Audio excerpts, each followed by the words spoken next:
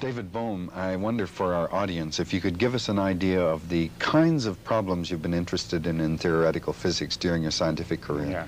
Well, I began always with an interest in the general nature of matter in the universe, but I did work originally on more restricted problems in nuclear physics and in what is the construction of various machines like the cyclotron, and also in what is called plasma, that the highly ionized gas. And my interest moved more toward understanding the fundamentals of physics and quantum mechanics and relativity. And I became especially interested in how these fundamental theories are not clear, that their basic ideas are unclear and they contradict each other. Okay, before we get into those contradictions, which I think will form the bulk of our discussion here, as strictly a layperson, one of the things that intrigues me is that it seems to me physics for many, many years ran on the idea that nature could ultimately be understood in its most fundamental way. If we broke matter down into small parts, we'd find out the properties of elementary particles, and then we could rebuild the whole universe.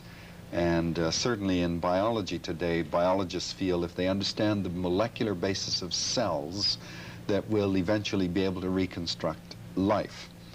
I gather in physics this isn't such an optimistic view anymore. That is, people are finding this may not be so. Could you tell us what that problem is? Yes. The problem, there are several problems. One is that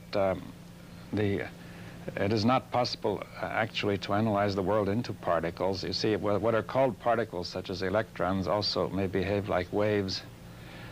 Or by something in between, according to the circumstance. They are not predictable, nor do they have the properties that a mechanical particle ought to have. That when many of them get together, they have properties of the whole which cannot be analyzed through the parts. And so that is one point. That's what quantum mechanics says. And relativity also says, in another sense, the universe cannot be divided.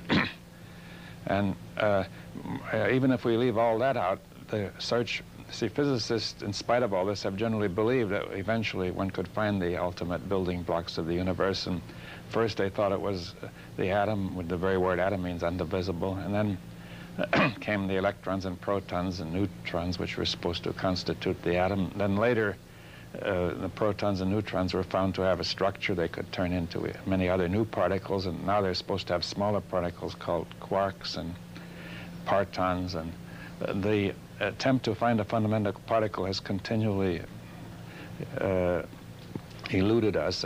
See, every time we thought it was so, it turned out that there was a finer constitution. And also, we have these properties of wholeness to say that the very entities we discover cannot really be understood as particles anyway. It's all very mysterious. Every time I interview a physicist, and they start telling me about the nature of photons, for example, they have no mass, their energy, they behave like waves, and it becomes a very kind of mysterious universe to me. What are the kinds of problems you found as you began to really delve into the nature of matter and so on? Well, the fundamental problem was just this one, that we were supposed to consider the world made of particles. The particle that we begin with as a small extended object like a tiny billiard ball. And you find that the theory of relativity says it cannot be that. And also, the particle was supposed to move continuously, causally, its future determined, and locally, in the sense that each particle existed in its own space, independent of the others, just interacting mechanically. Right? Now, the theory of relativity made it impossible to hold to the idea of a particle, because if you imagined it to be like a billiard ball, this would contradict the theory of relativity. It would mean an impulse could be transmitted across the particle faster than light. And that would contradict the theory of relativity. So there were no particles. It was not possible to say the world was made of particles. And to avoid that, physicists went to the idea of a particle of zero extension, a point, a mathematical point. But that led into further contradictions of infinite fields, which have not really been resolved. And the third point is that quantum mechanics shows that the idea of entirely local properties of particles breaks down, that there are peculiar relationships between particles, which are really present both theoretically and proved in experiment, that cannot be understood as a causal connection across the space. Now, dealing with that kind of difficulty, how do physicists then handle that?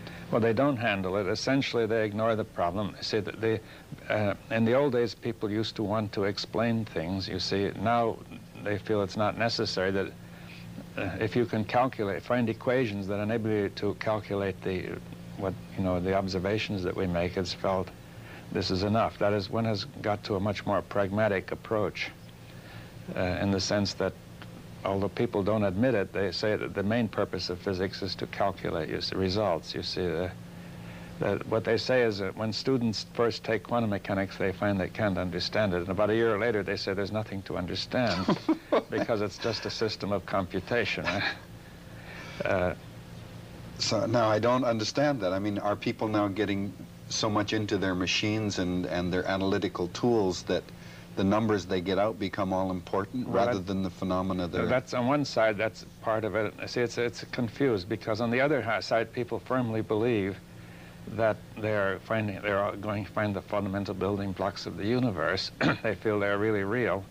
But when it comes to discuss what they mean, they then say, well, they don't mean, they're just computations. You see, I think people haven't thought out the full, each person does his little bit, the fragments, and each person does his little bit and doesn't worry too much about what's beyond. And he may perhaps assume that somebody else has taken care of it. And so the whole thing just goes on without people generally worrying about what the whole thing means.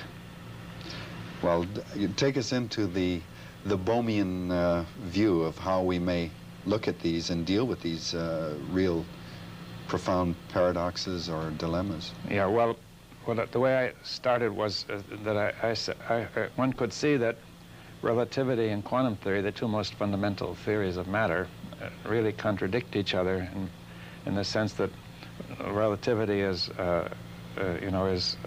local, it's causal, it's determinate, it's continuous, and quantum mechanics is just the opposite. It's non-causal, it's non-continuous, it has discrete jumps, but things not passing through the intermediate space, and it's non-local. It has these peculiar properties of electrons connected at long distances. So with that absolute contradiction of the two basic theories, I said we could try to find out what they had in common. Now, what they have in common is what I call undivided wholeness. You see, the view of relativity which Einstein was pursuing was that that there's only a general field. Particles are concentrated regions of field which spread out through the universe and merge with others. So the particle is an abstraction, according to Einstein. There's only a whole field which is undivided, right? All right. And that's the undivided wholeness is what characterizes that theory. Now, quantum mechanics in a very different way comes to the same thing, because it says energy exists in the form of indivisible quanta, and the entire movement of the universe is made up of unbreakable, indivisible links, you see, and which include the observer and the observed. See, it includes us as well as the atom we're looking at. And so relativity and quantum theory both agree on that. So I said that would be the starting point, to start from the whole and to say the parts are abstractions from the whole. They have no independent existence. Now, I think you can get a simple image of that if you look in water and see a whirlpool or a vortex. See, it looks like an entity, but it isn't. It's nothing but a constant pattern of movement in the water. If you put another whirlpool in, the two penetrate each other, merge, and produce one new pattern. They do not produce two separate whirlpools interacting. And we want to say suppose the atoms are that way. That's a very rough picture, but it gives you an idea. The electrons, the protons, the entire universe is built that way. Well, I'm really struggling to hang on to this, because I can understand at the level of the particles that physicists study. Yeah. And maybe even constructing matter like this chair or you and me, that there is this interconnection. But what about the vast spaces of outer space that connect various bodies in the heavens? Are you implying? No, that too, yes. That too? Yes, to say that as the field spreads, you can see immediately the field spreads. See, light is also carried by this field. So the entire universe is connected through that field. Electric fields, light, various forces are gravitational forces. And so that space is merging with matter. Matter, in that view, is a somewhat certain property of that space, which is a bit more concentrated or something. Okay, but you implied there that there is a wholeness. Yes. And yet it seems to me that certainly I have the conceit to think that I'm an individual, that I have my own uniqueness and individuality, and I run around, and that what I do here has no real connection with anyone else. Well, that's an abstraction. You see, if you just think a little while, you'll see it can't be true what you've said. You see, you're surrounded by air, water, and so on. And if you were not surrounded in that way, it wouldn't last very long. Now, also you're surrounded by people who feed you and keep you alive, and also give communications which keep your mind going. And a person totally isolated would never even be human, right? Now, so I think just a little observation shows that that view is not really true, that at best it holds as an abstraction. Now, also materially, see, if you take waves passing up through a pond, they pass right through each other, right, as if there weren't any. But if you put a rock in there, you see the rock scatters the waves, so the waves would show up that rock. They wouldn't show each other up, right? Now, when we think of empty space as carrying matter and waves, and insofar as this movement passes through without deflection, we would say that that's what we mean by emptiness. You see, it doesn't necessarily mean that space is empty, but merely matter and waves of light and various things pass through it. Now, there's an interesting thing in physics. If you take a metal which is made of atoms, and they might be in a crystal form or very regular, at absolute zero of temperature, these atoms are in a perfect order.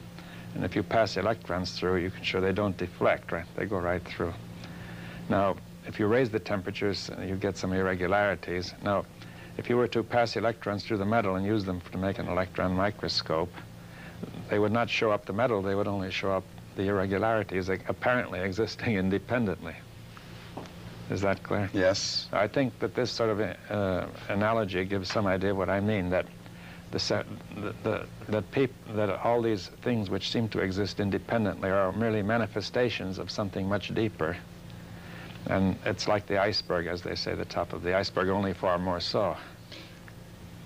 Okay, now let's take where you've led us so far, and as I say, I'm barely hanging on, I think, and go further into the way that you feel our very ideas and our look at the way we look at matter is can be altered with your ideas. That is, how has that perspective really changed your look at what physicists do? Well, you see, I've developed a theory along these lines, which I call the enfolded order, or the implicate order. I don't know if you want to go into that now. Well, let's have a try. The ordinary idea of matter is it's an object which exists external to other objects, and passes through space continuously, and goes from here to there, right, and connects up with other objects, and makes the whole that way. Now, I wanted to propose, to give the idea of what I mean. I saw once on BBC television a device which I realized would be very useful for my purposes. It was made at the Royal Institution in London, and it consisted of two glass cylinders, concentric, one inside the other. The inner one was held fixed, and the outer one turned slowly. And you placed a very viscous fluid, such as glycerine, in between the two cylinders. Now, as you turn the outer cylinder, the glycerine on the outside is turning, the glycerine on the inside is fixed, and in between it's moving intermediate rate. So if you took a small bit of glycerine, it would slowly get drawn out into a thread. Is that clear? No, you've got glycerin in your tube, and in your cylinder, between the two right? cylinders. And then you put a drop of... The next stage is to put a drop of insoluble ink, which consists of particles of carbon, for example. So you can see this drop suspended in the glycerin. Suspended there. And each particle of carbon is now carried along by the glycerin, at the speed of the glycerin. And since the outer parts of the glycerin move faster, the particles of carbon are carried apart. eventually they become so fine as to be invisible, right? Now you then turn this machine around slowly, and the particles retrace their paths, and suddenly it forms a droplet again of glycerin, right? And that actually happens. I saw this happening the first time there when it was shown on the program. And we actually have, and now, I propose now that this droplet has been folded into the glycerin, right? And it is then unfolded. And now, I want to say that that sort of process helps to explain the behavior of particles. That is, it's only an analogy. We mustn't take it too literally. But for example, suppose I put two droplets in, one next to the other, near the other, and I fold it up. Now, the particles from one droplet are going to sort of mix with the particles of the other, so they're indistinguishable. Yet if we turn the machine around, each particle seems to know where it must go, and it goes backward to help form its own droplet again, right? Right. So, now what does that illustrate? Well, that illustrates a new order, because we say, see, if we put in a number of droplets in a row, you see you have what's called an order, right? And we could fold them all up. The order seems to be absent, but it's still present, because when you unfold it, it'll all come right out again. So I say there's a non-manifest order. There's an implicate enfolded order, right? Okay. And I said that notion of order is a different notion of order from the one which science has been using, which is the unfolded or explicate order, in which we say only things outside each other count, and only external relationships of things outside each other are to be part of the fundamental laws of physics. Well, a scientist would look at what was in the cylinder at any given moment and then try to describe the relationships of the various streams of...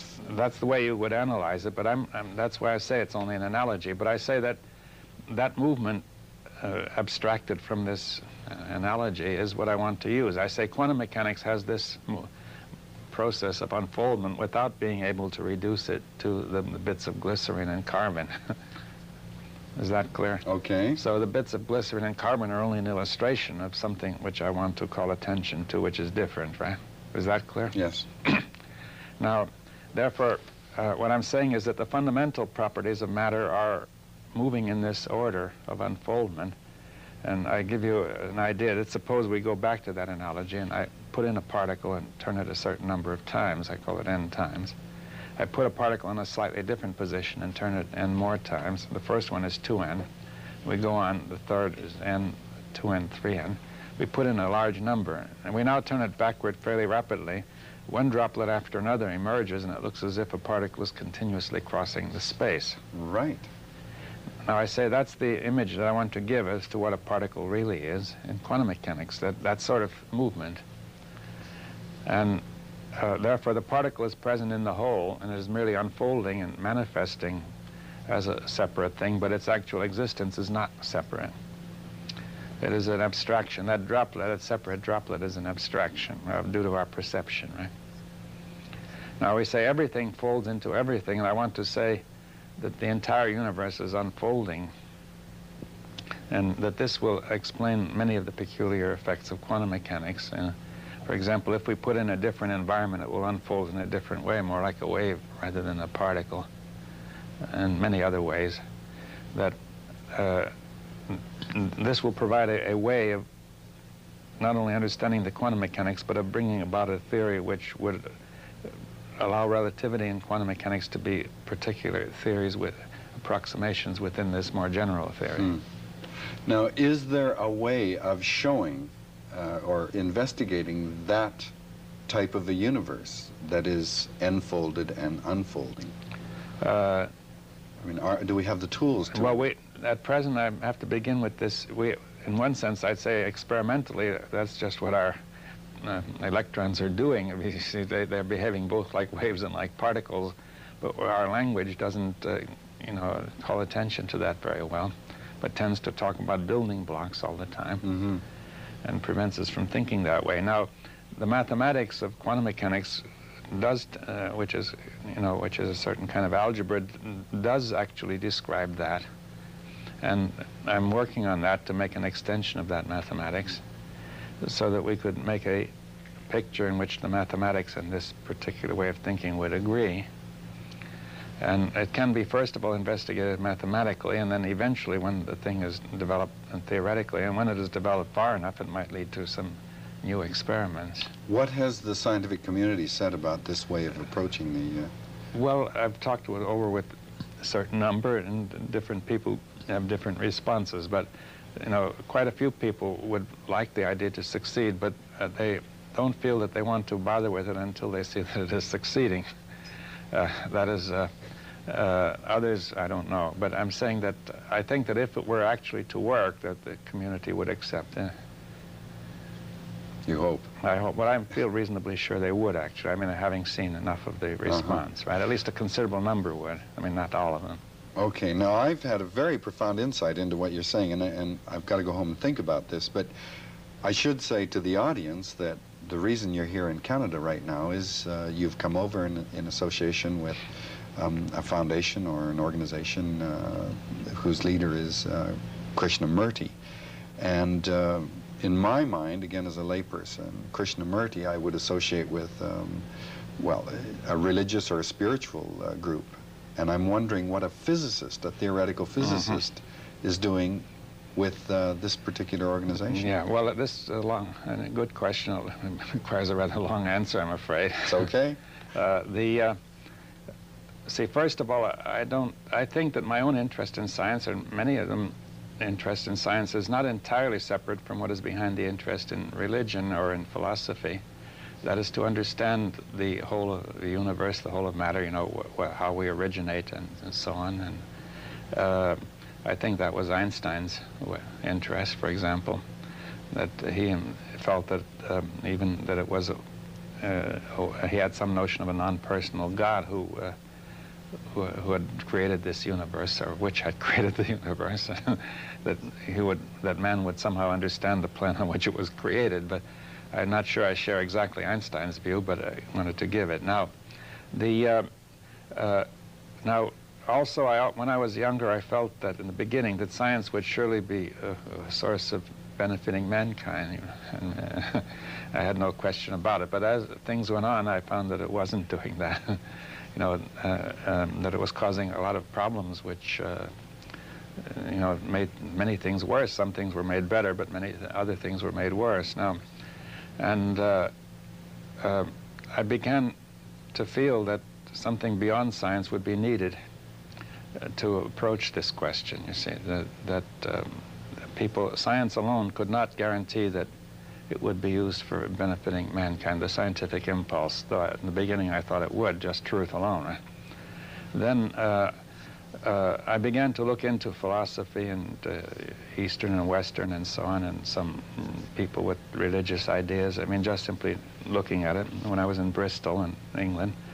And my wife and I used to go to the public library, and she discovered a book by Krishnamurti, and she read in there the words of the observer and the observed. And I had been interested in that because in quantum mechanics that is a key question, in the sense that because of this undivided wholeness, the two cannot be separated. And so she assumed that this was a form of quantum mechanics. And she showed me the book, but I became very interested in the book, and which I felt opened up many new things. And finally I wrote to the publisher and found out where Krishnamurti was, and we met and had discussions. And you know, after that, I began to become more closely associated with him and his work.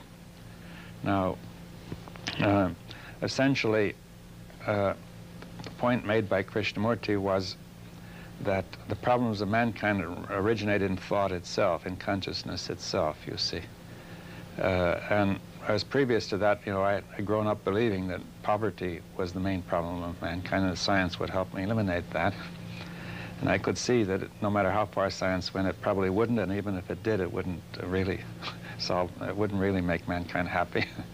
But, you know, we're always teaching our children that the more rational we are, the more knowledge we have, the more we think, yeah, the better we'll be able to solve our problems. Well, I think what Krishnamurti made clear was we are going to be incapable of that rationality until we go much more deeply into ourselves.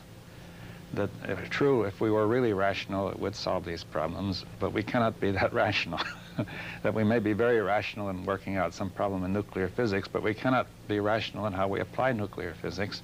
For example, we've used it destructively. We can now overkill the population of the world I don't know how many times, and we also have destroyed the environment, and we have produced destruction of natural resources, shortages such as the oil shortage, and thousands of other problems because of the basic irrationality, the irrational ends toward which we apply our discoveries. Okay, I can understand that, but where do we, again, how do we get that link? It seems to me that science is one thing that you've done. Krishnamurti's ideas on the world and the problems is another. Is there a link that connects the two? Yes, you see, the link is that thought itself, consciousness, is caught in a certain irrationality, in a certain disorder, confusion. When that thought is conditioned. You see, we ordinarily think that our thought is free, that we can just be free to think what is true, right? But we're not that free, because everything that happens is recorded in the brain, actually materially. We could almost think of a tape recording. And this record is replayed as a set of instructions, similar to a computer program that makes us act in certain ways, to think, feel, and act in certain ways. So we may think that a certain thing is true just because it's on the program, and we act accordingly, according to that program, right? Now, see, that program is put in very early, not merely the useful things like language and techniques and all that, but also all sorts of prejudices and hopes and fears and beliefs. And now that program gives rise to many irrationalities. For example, there's desire. You see, we are moved by desire. You see, now desire, Krishnamurti, comes from the program. Now, we've distinguished desire and true passion, which is a tremendous energy that is creative. Desire is programmed, and what you really want out of desire is some sort of state of perfection of consciousness. You want everything to be happy and good and right and orderly and harmonious and everything just right, you see. And that's the ultimate aim of desire. Now, the object of desire is not really desired at all. It's merely a means to the end, which is the state of consciousness, right? So we go through one object after another seeking this state, and it doesn't work. Now, it's not merely that disappointment arises in there, but desire creates self-deception. That is, the quickest way to satisfy desire momentarily is to engage in wishful thinking. That is, to arrange your ideas according to what you desire, you see. So I think that this self-deception, I've observed, is one of the major components of human thought. That is, most thought is self-deception. In fact, the dominant thought is almost always self-deception. However rational you may be in applying your techniques, the end is always determined by self-deceptive thought. Can you give us an example of how that would work? Yes, well, I'll give you an example of self-deception first. I take flattery. You see, a person may have been hurt as a child and loses confidence in himself. It's on the program. The program is always demanding overcoming that, so anybody who tells him he is good and right and so on is believed to be true. And he can do anything, right? And everybody is seeking flattery and becoming very annoyed with insults and getting angry. And also people get angry, say, for not just for a second, as young children do, but for years and even, say, hundreds of years with, nations fighting each other, like Northern and Southern Irish and so on. And it all goes on the program, you see, generation after generation.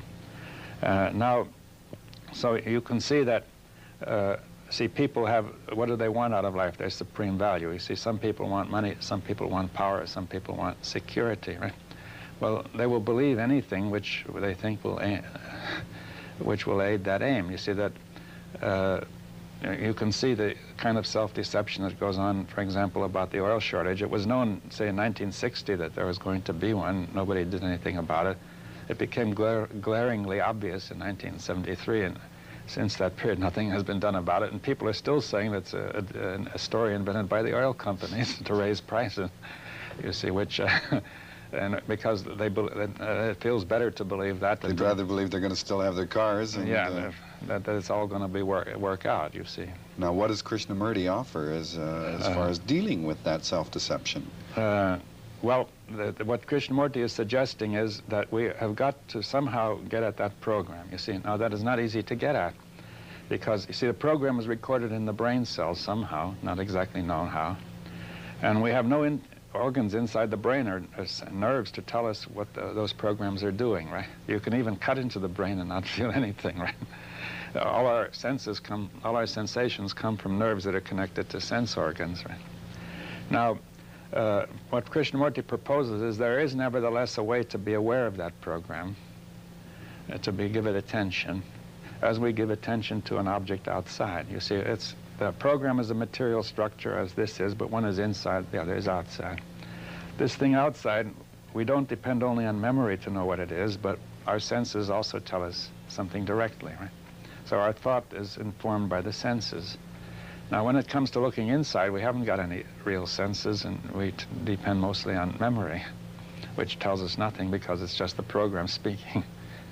So what we can do is to observe this program reflected in two ways. We make a mirror, both in our relationships with others, which will show us our programs, and then also watching the feelings which those programs are producing in ourselves, like fear, anger, you know, all the sensations all over the body, seeing the connection between thought and that state of sensation and feeling and bodily action.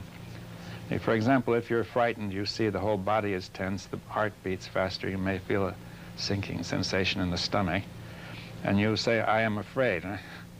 Now, that is the mistake. You see, you don't see that, generally speaking, any sustained fear is part of the fear program. But you can actually see it if you really give it your attention and really work hard at it, and see that there's a connection between a certain thought and a certain fear or anger or pleasure or pain or sorrow or whatnot, right? And now, therefore, those feelings become the mirror of your program.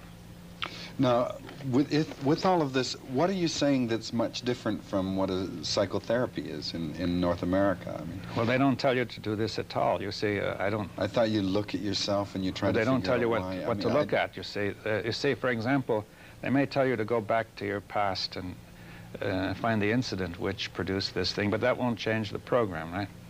Now, if they tell you to look at yourself, they're not telling you what to look at. You see. If I say, look at yourself, what are you going to look at? I mean, you know, you could say, I see that I'm you know, in trouble on certain points, but I feel certain feelings which are me, right? See, they accept the ego, and once you accept the ego, there is no way out. You see, they accept the ultimate reality of the ego, as the physicist is looking for the ultimate particle. Right. Instead of saying the ego is nothing but a structure in the whole, which can come and go, right? Now, if you say these feelings of anger, let's say you're angry, right? Somebody has said something to you, he's hurt you, and you're angry. Now you say, this anger is me, being angry, and therefore my problem is either I must show the anger is justified, right? I think the anger is justified, or I say I shouldn't be angry. Well, both of those are merely modifications of the program.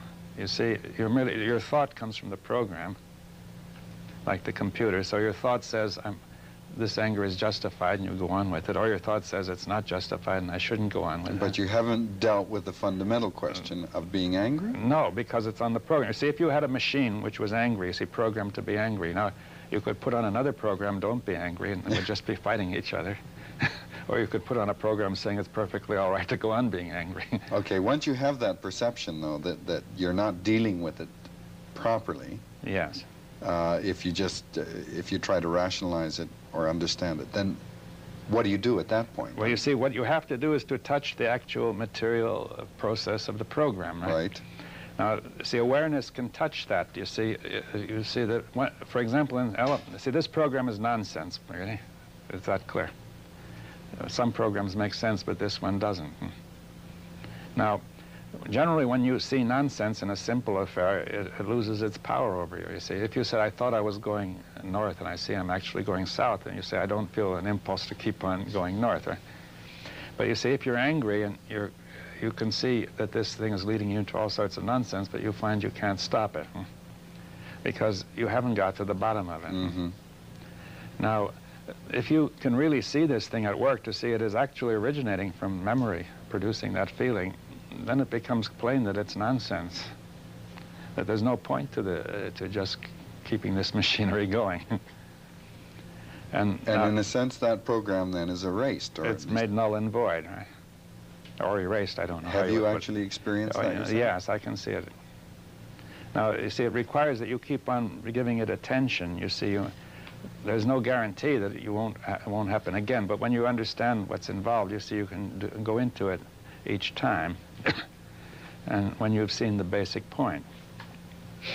Now, the problem for me, I guess, is that I can understand that in terms of dealing with individuals, with people who come within your own sphere so that you can touch and interact with them. Mm-hmm. This is a very important kind of insight to have. Meanwhile, though, the world is rushing by. All sorts of terrible things are happening at the level of nations and groups of nations and so on. I mean, does this kind of insight have any relevance to the great global forces that threaten our very existence? Well, in two ways. You see, first of all, the source of this global force is exactly the same as the source of what happens in the individual. That is the collective programs, right?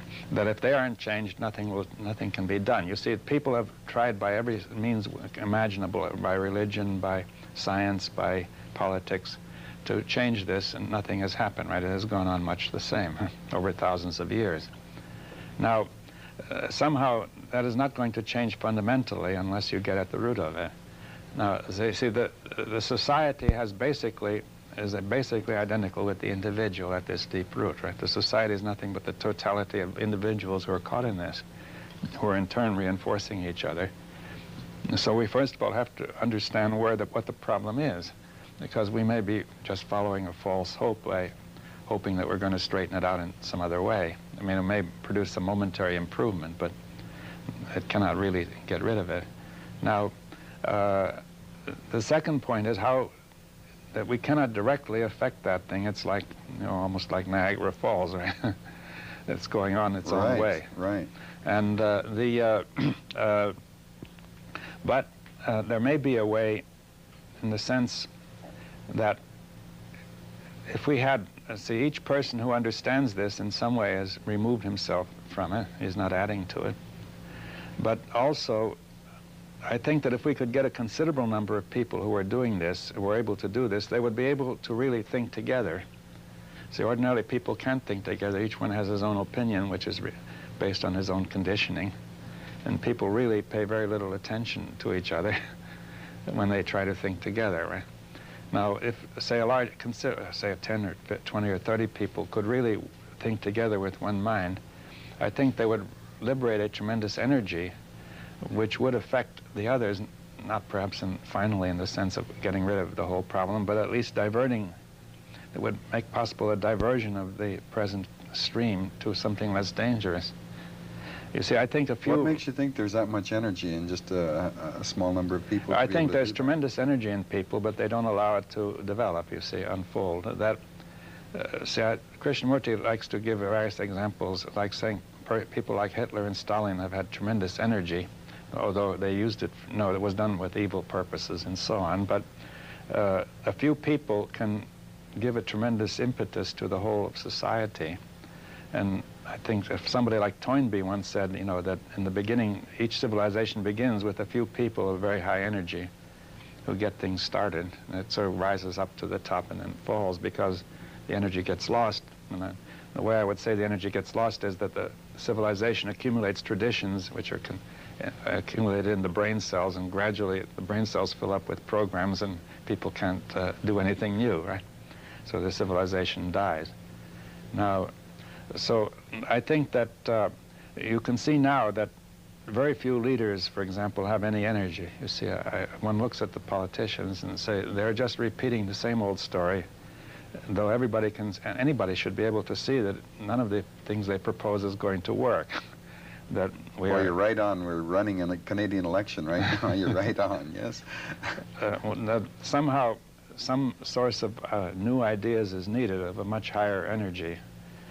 Something both original and very full of energy and passion, and which would be relevant to the actual problems. And I think that would actually, I think if people could see that there was something which would really be relevant to the problems and would divert us from this disaster we're approaching, it would take hold. David Bohm, unfortunately we've run out of time and we've barely skimmed the surface. I always I'm very concerned about the electronic media because of the superficiality of the whole thing. And I think what we're showing right now is that we've barely begun to penetrate your mind to share some of these ideas. And I'm just sorry we don't have more time. Thank you very much for coming here.